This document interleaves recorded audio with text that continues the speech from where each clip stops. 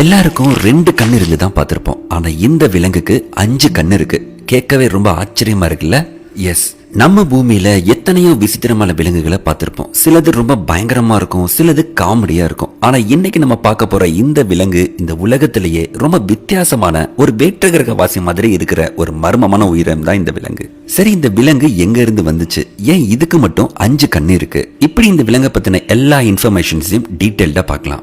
சரி, உங்களுக்கு இந்த மாதிரி prehistoric animals, space informations, science based என்ன இன்ஃபர்மேஷன் தெரிஞ்சுக்கணும்னாலும் அதை கமெண்ட்ல சொல்லுங்க. நான் ரிசர்ச் பண்ணி வீடியோவை போடுறேன். கண்டென்ட் குள்ள போறதுக்கு முன்னாடி இந்த வீடியோக்கு ஒரு லைக் பண்ணிட்டு நம்ம சேனலை மறக்காம சப்ஸ்கிரைப் பண்ணிக்கோங்க. இப்ப வீடியோக்குள்ள போலாம். மனிதன் இந்த உலகத்துக்கு வர்றதுக்கு பல கோடி வருஷங்களுக்கு முன்னாடியே வாழ்ந்த ஒரு விலங்கு தான் இது.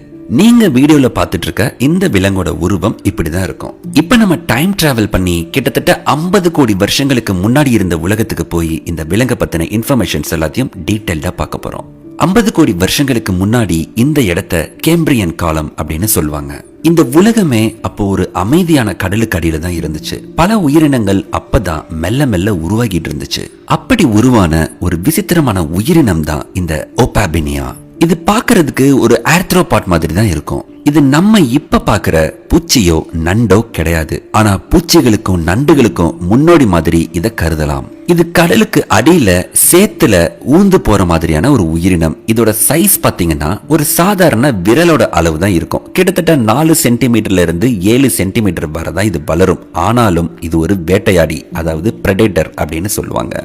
சரி, இப்ப இந்த உயிரினத்தோட உடம்ப பத்தி, அதாவது 5 கண்களையும் ஒரு தும்பிக்கையும் இருந்திருக்கு. அதை பத்தி இன்னும் டீடைல்டா பார்க்கலாம். இந்த ஒபாபினியா உடம்புல பாத்தீங்கன்னா நிறைய பாகங்கள் இருந்திருக்கு. உடம்போட ஒவ்வொரு பக்கத்திலையும் தட்டையான துடுப்புகள் இருந்திருக்கு. இந்த துடுப்புகளை அசைச்சுதான் இது கடலுக்கு அடியில நீந்தி இருக்கு. இதோட தலைப்பகுதியை இப்ப பார்க்கலாம். இதோட தலைக்கு மேல பாத்தீங்கன்னா தண்டு மாதிரி இருக்கிற 5 கண்கள் நீட்டிக்கிட்டு இருந்திருக்கு. 5 கண்கள் எதுக்கு? இதுதான் பல வருஷமா விஞ்ஞானிகளுக்கே ஒரு பெரிய புதிரா இருந்துச்சு. இந்த 5 கண்களும் வெவ்வேறு திசையில பாக்குறதுனால ஒபாபினியாவுக்கு ஒரு முழு, அதாவது 360 டிகிரி பார்வை மாதிரி இருந்திருக்கு. கடலுக்கு அடியில எந்த பக்கத்துல இருந்து எதிரிகள் வந்தாலும் இல்ல அதோட உணவுகள் வந்தாலும் அதை ஈஸியா பார்த்து வேட்டையாடி சாப்பிட்டிருக்கு. இதோட இன்னொரு விசித்திரமான பகுதி என்னன்னா, தலையில இருந்து நீட்டிட்டு இருக்கிற இந்த நீளமான குழாய் மாதிரி இருக்கிற தும்பிக்கை தான். இந்த தும்பிக்கையோட நுனியில பாத்தீங்கன்னா ஒரு கிளவ், அதாவது ஒரு கவ்வி மாதிரி இருந்திருக்கு. இந்த தும்பிக்கை பாத்தீங்கன்னா ஒரு வேக்கம் கிளீனர் மாதிரி கடலுக்கு அடியில இருக்கிற உணவுகளை பிடிச்சு அதோட வாய்க்குள்ள ஈஸியா போட்டு சாப்பிட்டுக்கிற மாதிரி இருந்திருக்கு.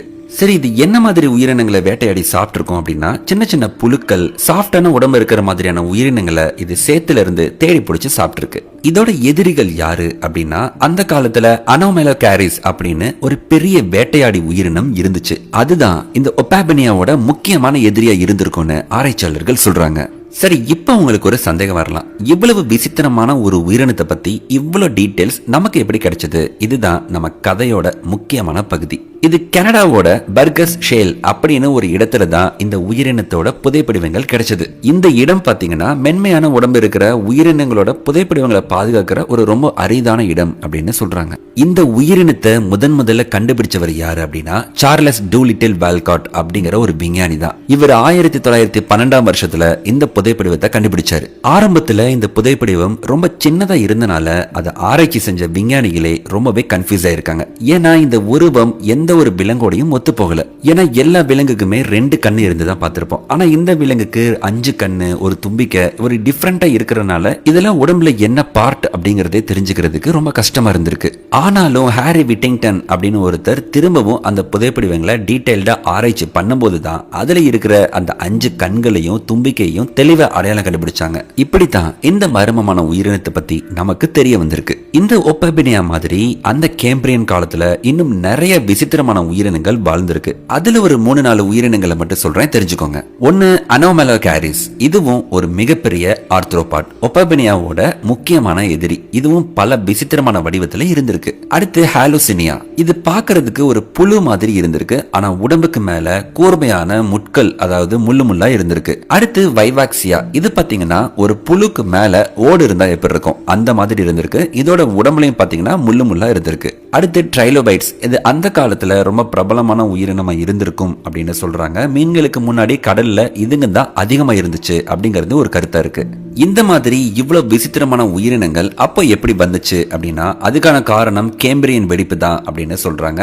பல கோடி வருஷமா மெதுவா நடந்த பரிணாம வளர்ச்சி இந்த காலத்துல திடீர்னு ஒரு வெடிப்பு மாதிரி வேகமா நடந்துச்சு.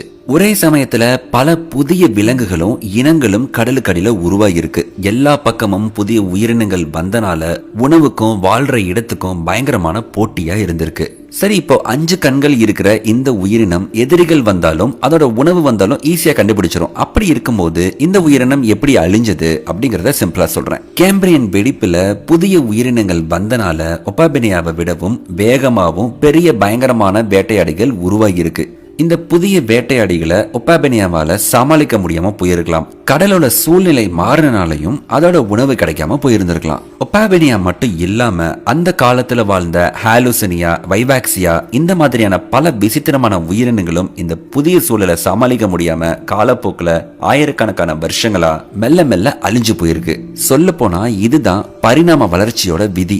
புதுசா வர்ற உயிரினங்களுக்கு ஈடு கொடுக்க முடியலனா பழைய உயிரினங்கள் அழிஞ்சே தீரும். இந்த கேம்பிரியன் வெடிப்பு நம்ம பூமியில நடந்த ஒரு முக்கியமான இன்சிடென்ட் அப்படின்னு சொல்லலாம். சோ அத பத்தின சில முக்கியமான இன்ஃபர்மேஷன்ஸை டீட்டெயிலா சொல்றேன், தெரிஞ்சுக்கோங்க. பூமியில ஒரே நேரத்துல நிறைய புது புது உயிரினங்கள் வந்துச்சு. இதத்தான் வெடிப்பு அப்படின்னு சொல்றாங்க. சுமார் 54 கோடி வருஷங்களுக்கு முன்னாடி கேம்பிரியன் காலத்தோட ஆரம்பத்துல இது நடந்திருக்கு. இதுக்கு பேரு வெடிப்புன்னு சொன்னாலும் ரொம்பவே குறுகிய காலத்துல, அதாவது சில கோடி வருஷங்கள்ல தான் இந்த மாற்றங்கள் நடந்திருக்கு. இது எங்க நடந்துச்சு அப்படின்னா இது எல்லா மாற்றங்களுமே கடலுக்கு அடியில தான் நடந்திருக்கு. நிலத்துல அப்போ எந்த உயிரினமே வாழல. இந்த வெடிப்புக்கு முன்னாடி பெரும்பாலும் ஒரு சில உயிரினங்களும் மென்மையான உடல் இருக்கிற உயிரினங்களும் தான் இந்த கடல் பகுதியில வாழ்ந்திருக்கு.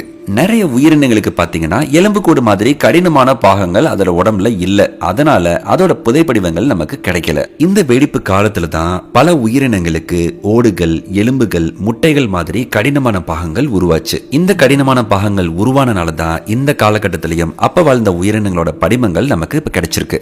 இந்த காலகட்டத்துல ரொம்ப பிரபலமான அதிகமா கிடைச்ச படிமங்கள் என்ன அப்படின்னா இந்த ட்ரைலோபைட்ஸ் தான். நான் ஏற்கனவே சொன்ன மாதிரி நம்ம பூச்சிகள், நண்டுகளுக்கு முன்னோடினே சொல்லலாம். இந்த கேம்பிரியன் வெடிப்பு காலத்துல தான் நிறைய உயிரினங்களுக்கு கண்கள் உருவாச்சு அப்படின்னு ஒரு கருத்து இருக்கு. இது வேட்டையாடவும் தப்பிக்கவும் உதவியா இருந்திருக்கு. இந்த காலத்துல நிறைய பெரிய பெரிய வேட்டையாடி விலங்குகள், அதாவது பிரெடேட்டர்ஸ் வந்தனால மற்ற உயிரினங்கள் தங்களை பாதுகாக்கிறதுக்கு புது புது வழிகளை கண்டுபிடிச்சு பரிணாமம் அடைஞ்சிருக்கு. இந்த காலத்துல கடல்ல ஆக்சிஜன் அளவு அதிகமானதுனால இந்த வெடிப்புக்கு ஒரு காரணமா இருந்திருக்கலாம் அப்படின்னு சொல்றாங்க. அதாவது வெடிப்புக்கு அப்படின்னா புது புது உயிரினங்கள் உருவாகிறதுக்கு அப்படின்னு அர்த்தம். அந்த டைம்ல கடல்ல கால்சியம் மாதிரி தாதுக்கள் அதிகரிச்சதுனால கடினமான ஓடுகள், முட்டை இந்த மாதிரியான வளர்ச்சிகள் உருவாகிறதுக்கு காரணமா இருந்திருக்கு. இந்த கேம்பிரியன் வெடிப்புக்கு முன்னாடி வந்த பனி யுகம் முடிஞ்சதும் பூமி வெப்பமாகி உயிரினங்கள் வாழ்றதுக்கு ஏற்ற மாதிரி சூழலை உருவாக்கி இருக்கு. இன்னொரு முக்கியமான விஷயம் என்னன்னா இந்த காலத்துல பிக்கையா அப்படின்னு ஒரு சின்ன உயிரினம் இருந்துச்சு. இதுதான் முதுகெலும்பு இருக்கிற உயிரினத்தோட முதல் முன்னோடி அப்படின்னு நம்பப்படுது. அதாவது நம்மளோட முன்னோடி அப்படின்னு சொல்லலாம். ஏன்னா நம்ம எல்லாருமே கடல்ல இருந்து வந்த உயிரினத்தோட பரிணாமத்திலிருந்து தான் வந்திருக்கோம். உலகின் முதல் உயிரினம் கடல்ல தான் உருவாச்சு அப்படிங்கிறதுக்கு ஆல்ரெடி நம்ம சேனல்ல நிறைய வீடியோ போட்டிருக்கோம், நீங்களே செக் பண்ணி பாருங்க. பரிணாம வளர்ச்சி கொள்கையை சொன்ன சார்லஸ் டார்வின்கே இந்த கேம்பிரியன் வெடிப்பு கொஞ்சம் குழப்பத்தை கொடுத்துச்சு.